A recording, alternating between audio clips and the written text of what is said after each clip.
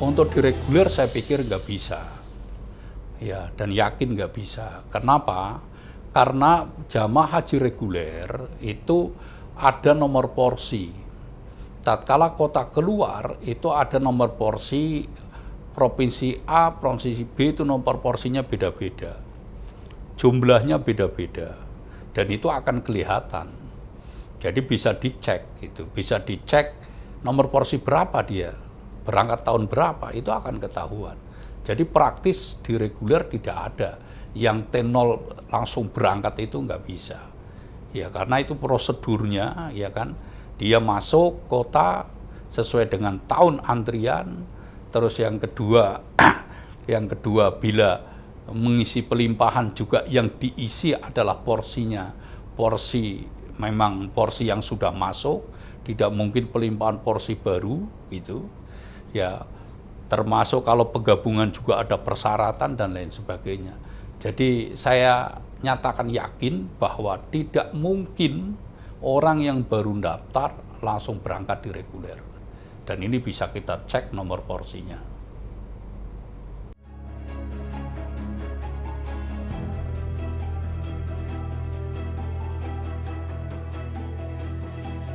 Tadi saya katakan bahwa cadangan itu sebenarnya urut porsi, ya kan, cadangan urut porsi.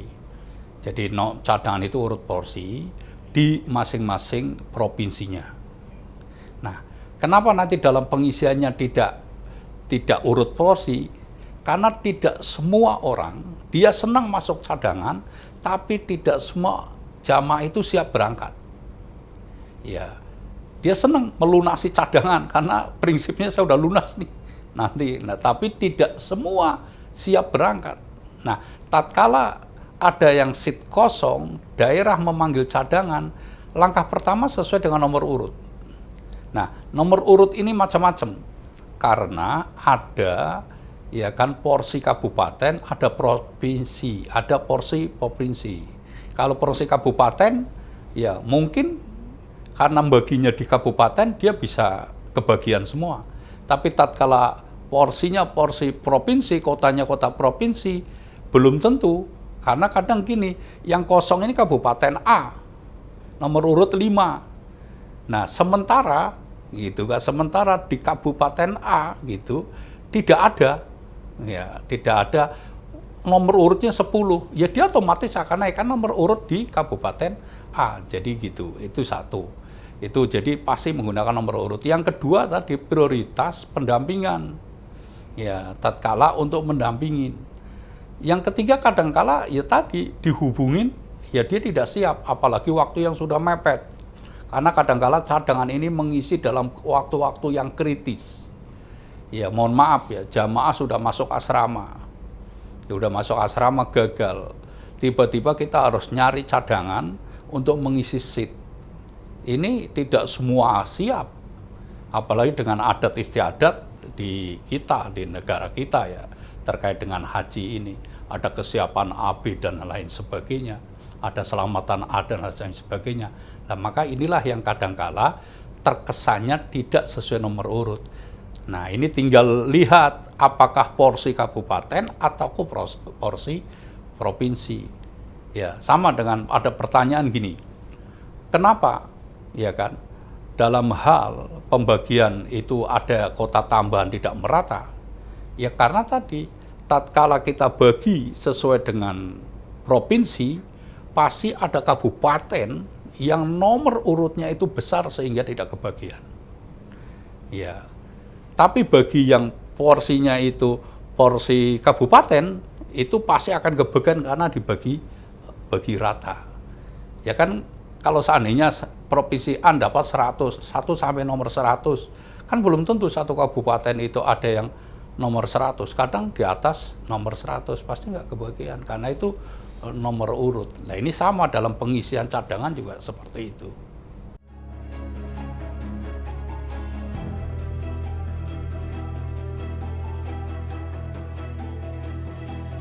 Jadi gini, proses pelunasan jamaah haji kita biasanya menggunakan 2 tahap. Ini sesuai dengan Undang-Undang Nomor 8 Tahun 2019. maupun di dalam PMA 13 ya tahun 2021. Nah, di dalam pelunasan jamaah haji ini di tahap pertama itu praktis sesuai dengan nomor urut, terus prioritas lansia, nah, terus KBIU, terus PHD. Praktis ini di pelunasan di tahap pertama. Nah, namun di dalam pelunasan ini kita selalu ada cadangan lunas. Nah, cadangan lunas ini data yang kita ambil dari nomor urut sebenarnya. Jadi bukan nomor yang loncat-loncat. Jadi nomor urut untuk cadangan lunas. Dan ini amanat daripada hasil pemeriksaan. Harus perlu ada cadangan. Karena tidak semua orang yang masuk data mau berangkat haji itu siap untuk melunasi.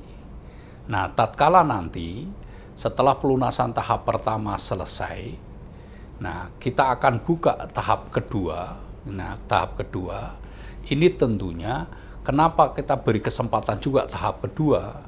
Karena di dalam proses tahap pertama ada yang gagal sistem. Ya, ada yang kadangkala ya tidak siap dan lain sebagainya. Nah, tahap kedua nanti ada kriterianya lagi. Pertama yang gagal sistem, mungkin nanti ada yang pendampingan, baik pendampingan suami istri maupun pendampingan mahram dan lain sebagainya. Nah, cadangan ini terus membackup sehingga nanti tatkala selesai maka ini cadangan akan naik karena udah sesuai dengan nomor urut. Cadangan akan naik untuk menutupi kota nasional. Nah, kalau sudah terpenuhi kota nasional, terus cadangan masih ada yang cadangan lunas, ini juga untuk membackup tatkala pengisian kloter. Karena ingat, tatkala proses pengisian kloter, ini juga ada beberapa jamaah yang sudah siap berangkat, akhirnya gagal. Seperti jamaah yang sudah masuk asrama, tinggal berangkat itu gagal. Maka inilah cadangan naik sesuai dengan nomor urut. Terus yang kedua, mungkin karena sakit. Ya, sakit, suami sakit, istri ikut dampingi, nggak ikut jadi berangkat. Nah, ini juga nanti akan mengisi. Nah, dalam pengisian cadangan naik ini, pertama sesuai dengan nomor urut. Ya, yang kedua kita prioritaskan orang yang pendampingan, gitu. Nah, ini yang harus kita isi. Terus selanjutnya juga isi masih sama satu provinsi. Maka ini yang jadi persoalan itu kan ngisi itu harus masih satu provinsi, bukan di luar provinsi. Jadi kalau cadangannya Jawa Barat yang gagal nggak berangkat, maka yang ngisi otomatis dari provinsi Jawa Barat. Nah, inilah pentingnya, urgennya, kenapa kita buka peluang cadangan lunas. Karena prinsipnya cadangan lunas adalah nomor urut berikutnya yang akan berangkat di tahun berikutnya.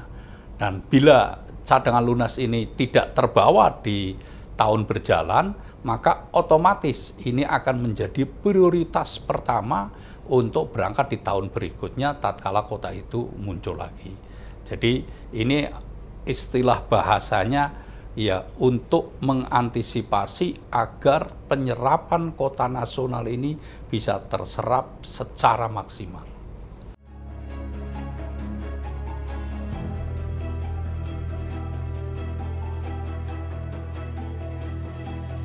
Jadi gini, dalam hal jamaah haji ya, untuk penggabungan mahram, penggabungan lansia, dan lain sebagainya, ini yang pertama tentunya adalah di tahapan kedua, ya di pelunasan tahapan kedua untuk menggabungkan. Bagaimana cara ingin menggabungkan? Yang pertama, jamaah yang mau digabung atau jamaah yang bisa menggabung itu adalah jamaah yang sudah lunas. Jadi kalau jamaah belum lunas itu tidak bisa narik menggabung, itu nggak bisa. Jadi jamaah lunas dulu di tahap pertama, seorang suami lihat lunas, istrinya bisa ditarik. Nah, tatkala menarik itu syarat pertama yang jelas itu adalah bahwa yang bersangkutan adalah sudah 5 tahun. Antrian minimal itu 5 tahun, mikotnya itu 5 tahun. Jadi kalau seorang suami menarik istri, istri udah daftar 5 tahun. Begitu udah 5 tahun bisa digabung. Caranya gimana? Dia akan membuat permohonan ke Kemenak setempat dengan melampirkan. Kalau suami istri, dia pasti harus melampirkan data diri, KTP, KK, gitu kan. Ya, terus juga buku nikah, ya, terus pendukung lainnya dan semuanya ini juga akan diperiksa, diverifikasi oleh Kemenak Kota. Jadi pasti datang, dan bahkan yang paling penting lagi, yang bersangkutan ada pernyataan ya pertanggungjawaban mutlak bahwa dalam hal penggabungan adalah benar, bukan rekayasa, bukan apa dan lain sebagainya. Dan nanti teman-teman di tingkat kota akan memverifikasi itu, Pak, akan memverifikasi datanya itu, ya datanya benar atau tidak gitu, KTP-nya gimana dan lain sebagainya. Secara formal akan dicek, dan setelah itu baru diusulkan ke tingkat kanwil. Nah, dalam tingkat kanwil nanti bagi yang pelimpahan bahkan akan dipanggil, kalau khusus pelimpahan akan diwawancara apa hubungannya dan lain sebagainya sebelum diakses ke Siskohat. Kalau nanti Siskohat diakses, sudah diakses, setelah itu ternyata persyaratan secara administratif sudah terpenuhi dengan persyaratan, nah maka nanti dibukalah slotnya, maka dia masuk, dia bisa melakukan pelunasan. Selagi itu akan nggak bisa gitu. Jadi kalau terjadi hal-hal ya yang di luar kemampuan kami ya untuk dalam hal administrasi atau ada rekayasa dan lain sebagainya, ini yang tentunya mungkin ya bukan dari pihak internal, tapi mungkin eksternal. Tapi akan kita teliti. Kayak kemarin saya dapat info-info itu, sekarang kita sudah menurunkan tim investigasi ya kan untuk mendata benar atau tidak. Karena ini penggabungan ini amanat undang-undang gitu, ada celah untuk penggabungan. Nah ini yang kita terus lakukan, dan kita juga sudah wanti-wanti kepada teman-teman agar di dalam memeriksa dokumen-dokumen itu betul-betul clear, betul, jangan sampai ada dokumen yang dipalsukan, ada hal-hal yang kira-kira sebenarnya tidak ada hubungan tapi dihubung-hubungkan dan lain sebagainya. Ini yang perlu diantisipasi. Memang dalam hal penggabungan marom, pelimpahan, ini perlu pendampingan khusus. Ya, insya Allah di tahun 2025 akan kita dampingi khusus. Artinya nanti saya akan minta bantuan kepada Irjen agar dalam hal penggabungan itu direview dulu gitu, supaya itu benar-benar tidak ada yang mencoba-coba untuk main-main atau mencoba-coba untuk memalsukan data dan lain sebagainya. Saya pikir itu.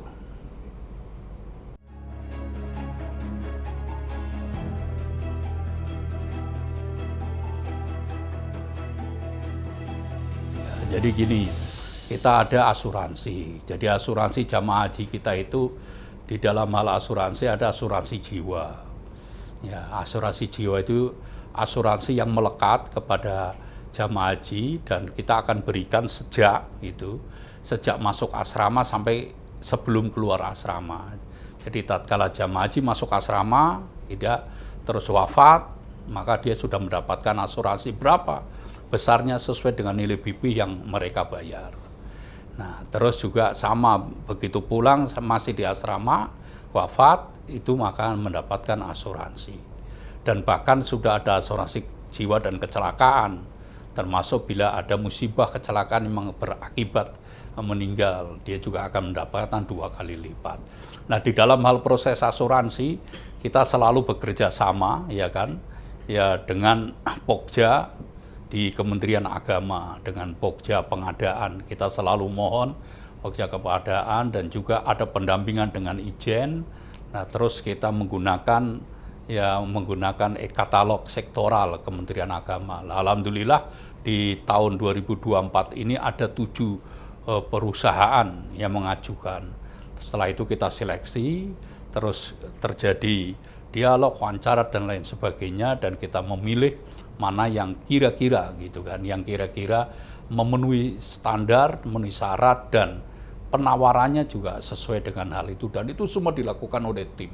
Dan alhamdulillah ini sudah berjalan dengan baik, dan bahkan sekarang proses juga sudah selesai dan asuransi ini sudah berjalan dengan baik.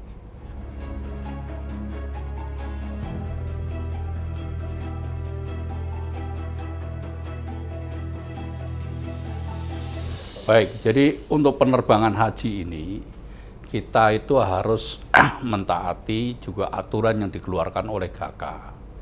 Yang pertama, bahwa penerbangan haji ini 50% negara tujuan dan 50% negara pengirim jamaah. Jadi, terus yang kedua, maskapai nasional, sama-sama nasional. Terus yang ketiga, maskapainya yang tidak transit, tapi yang langsung ke Arab Saudi. Nah, sehingga di dalam penentuan maskapai kita selalu membuka secara umum. Ya, baik yang di nasional itu kita kemarin ngundang dari Garuda, dari Lion, dari Pelita, ya, dan jadi Citylink semua kita undang. Dari Arab Saudi kita undang Planas, terus Saudi Airlines dan lain sebagainya. Nah, setelah itu kita adakan seleksi, dan ternyata hanya 2 yang memenuhi syarat. Setelah dengan Kementerian Perhubungan ya diadakan pemeriksaan seleksi berkas sesuai dengan ketentuan di dalam penerbangan jamaah haji. Nah, di dalam hal maskapai ini juga gitu, kita juga melihat terkait dengan embarkasi, bahwa kita punya 14 embarkasi, 13 bandara. Nah, inilah kenapa kita menggunakan pesawat yang berbeda-beda. Kemarin ada 747, ada 777, Airbus 330. Nah, ini sesuai dengan kapasitas dan kemampuan keramahan daripada bandara yang di Indonesia yang untuk pemberangkatan tersebut. Nah, ke depan tahun 2025 ini ya kan, kita ingin nanti kita menggunakan pesawat yang kira-kira pesawat yang sudah ya pesawat yang lebih baru lagi. Kayak 747 kemungkinan udah tidak akan kita pakai, tapi kita akan menggunakan pesawat yang 777 dan Airbus 330. Nah, ini agar nanti keseimbangan di masing-masing embarkasi di dalam ya jamaah itu bisa terukur dengan baik. Nah, inilah yang harus kita pahami bersama, bahwa penerbangan ya haji ini beda dengan penerbangan yang lain, karena kita membawa jamaah yang tentunya harus keamanannya lebih, dan yang kedua juga kita melihat keramahan daripada di masing-masing embarkasi.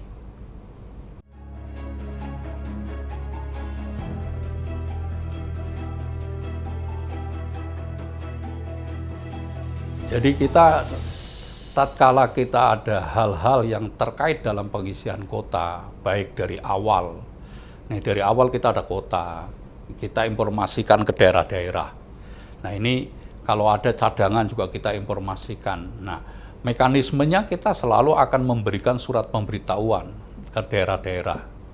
Ke daerah-daerah, ke Kanwil, ke Kamenag, ya kan, agar ya mereka mensosialisasikan dan bahkan ya memberitahukan ya kepada ya jamaah-jamaah yang memang siap mengisi dan lain sebagainya. Nah, ini selalu ada beberapa langkah-langkahnya. Kita akan beritahu, dan juga kadangkala kita juga undang rapat Zoom, kadang kita juga melalui web kita, melalui Seskohat kita, ini juga kita akan beritahu secara masif. Sebenarnya dalam hal sosialisasi kita udah nggak kurang apa, ya udah sampai ke bawah dan lain sebagainya. Bahkan teman-teman ya PHU di lapangan itu sudah bekerja gitu, itu 24 jam tatkala musim haji. Bagaimana menyiapkan data, pemberitahuan dan lain sebagainya. Namun tadi kembali ya kan, kembali kepada jamaahnya, apakah jamaahnya siap atau tidak dan lain sebagainya. Ini yang mungkin perlu dipahami bersama ya. Jadi tidak semua ya semua hal itu jamaah pada siap dan lain sebagainya. Tapi intinya bahwa kita sudah melakukan ya sosialisasi baik melalui media sosial, melalui siskohatnya, melalui surat resmi itu ke bawah untuk terus kita sosialisasikan. Sampai jemput bola.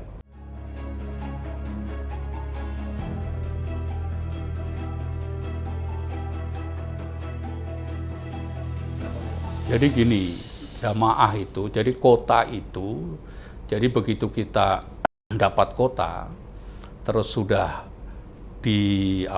diputuskan dalam hal pembagian kota, disesuaikan dengan undang-undang, maka nanti masing-masing provinsi itu akan mendapat data jamaah estimasi yang mau berangkat di masing-masing provinsi sampai kota. Nah, nanti itu diverifikasi dulu, Pak. Data jamaah itu diverifikasi. Jamaahnya ada tidak? Jangan-jangan ini jamaah Batu yang sudah diundang 2 kali nggak muncul-muncul. Itu diverifikasi oleh kota. Maka kota bertanggung jawab terhadap verifikasi data jamaah. Itu betul-betul jamaah itu ada atau tidak. Gitu. Nah ini nanti kota itu akan memanggil, ya kan, akan memanggil bagi rombongan KPU, dipanggil KPU-nya. Ini jamaahnya sampai itu ada atau tidak. Ya bagi yang perorangan juga akan diberitahu, ada nomor HP-nya.